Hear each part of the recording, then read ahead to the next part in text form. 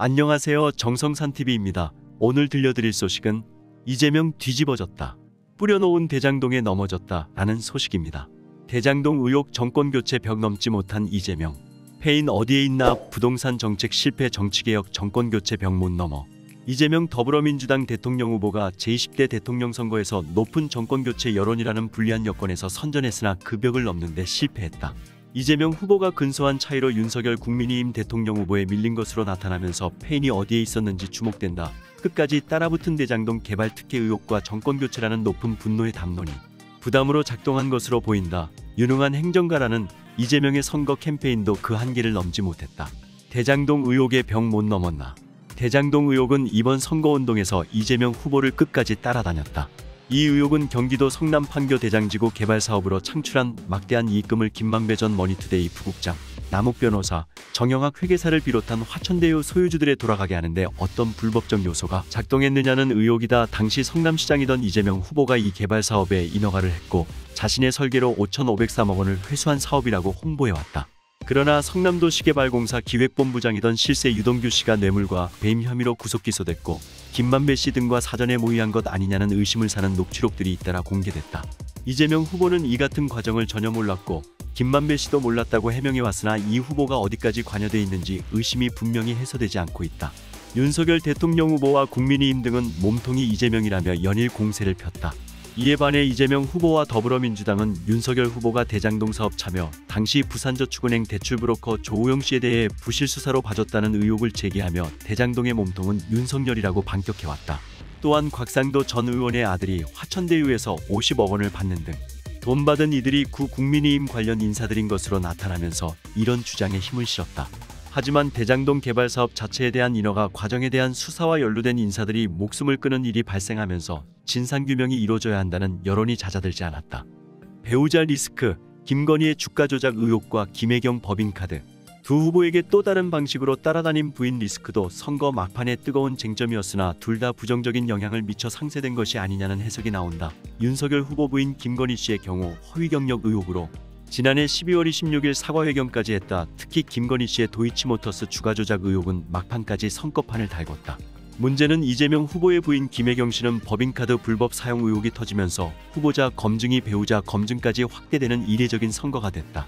비서에게 약대리 처방을 받아오도록 시켰다는 의혹에 이어 경기도의 법인카드로 산 쇠고기와 초밥을 배달받았다는 폭로가 나왔다. 김혜경 씨도 지난달 9일 민주당 중앙당사를 찾아 직접 사과했으나 반응은 싸늘했다. 윤석열 선대본부는 거의 매일 김 씨의 법인카드 의혹을 제기하는 등 집중적인 공세를 벌였다. 이재명 후보도 사과했다. 정권교체 대 정치교체, 벽 못 넘어. 윤석열 후보는 유세 내내 정권교체를 역설하면서 민주당 정권을 성토하는 데 집중했다. 민주당 패거리, 비즈니스 공동체 등 거칠게 비난했다. 막판까지 공표되어 온 여론조사 결과에서 정권교체, 여론이 늘 50%를 넘는 것으로 나온 데 따른 것이었다. 이에 반해 이재명 후보는 유능한 행정가 나를 위해 이재명이라는 컨셉으로 인물론을 강조했고 문재인 정부의 부동산 정책 실패를 지적하면서 부동산 공급 확대를 공약하는 등 현 정부와 선을 긋기도 했다. 또한 계속되는 정권교체의 프레임을 전환하기 위해 양당제 폐해를 개선하고 다당제를 보장할 수 있는 정치개혁을 하겠다. 정치를 교체하겠다고 목소리를 높이기도 했다.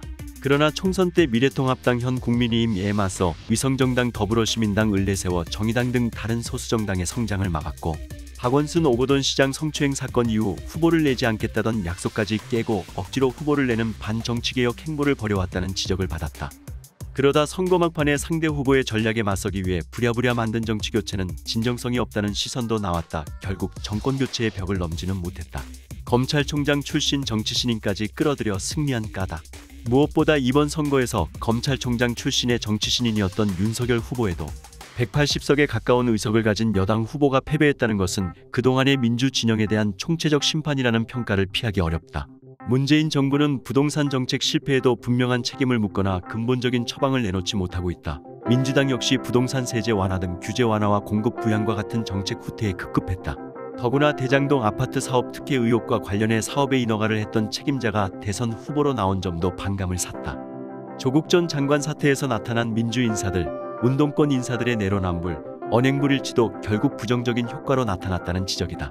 오미크론 확진자 폭증, 확진자 사전투표 총체적 부실, 선거 막판에 오미크론이 확산되면서 확진자가 30만 명을 넘나들었다. 특히 사전투표 때는 확진자 격리자들의 투표지를 비닐봉지나 바구니 등에 담아서 전달해 불만이 폭발했다. 직접 투표의 투표 원칙을 훼손했다는 지적도 쏟아졌다. 노정희 중앙선거관리위원장이 사과하긴 했으나 부실한 투표관리라는 지적을 면치 못했다. 이는 정부 전체에 대한 불신으로 작용했을 가능성도 있다. 2030 투표율은 큰 차이 없었다. 다만 2030 표심이 윤석열 후보에 압도적으로 갈 것이라는 예상은 빗나간 것으로 보인다. 출구조사를 보면 2030 표심은 20대의 경우 이재명 후보가 오히려 높았고 30대도 윤 후보와 큰 차이가 없었다. 이를 두고 유시민 작가는 9일 밤 KBS 개표 방송에 나와 이준석 대표와 윤석열 후보가 왜 이를 인지 못했는지 모르겠다며 국민이 이미 20대 남성 측만 겨냥해 캠페인을 하니까 20대 여성들이 자신들만 존중받지 못한다고 생각한다. 2월 말 3월 초 들면서 급격하게 젊은 여성이 모인 커뮤니티에서 우리의 존재감 보여줘야 되지 않느냐는 논의가 이루어지면서 전략적 투표 논의가 활발히 이루어졌다고 말했다. 그는 심상정 2자릿수 지지율 기록했는데 저게 전부 이동했다며 유권자들의 마음을 도외시하고 자기들 하고 싶은 대로 선거운동을 한 것이라고 평가했다. 오늘 소식 여기서 마치겠습니다. 정성산TV 구독, 좋아요, 알림 설정 부탁드립니다. 감사합니다.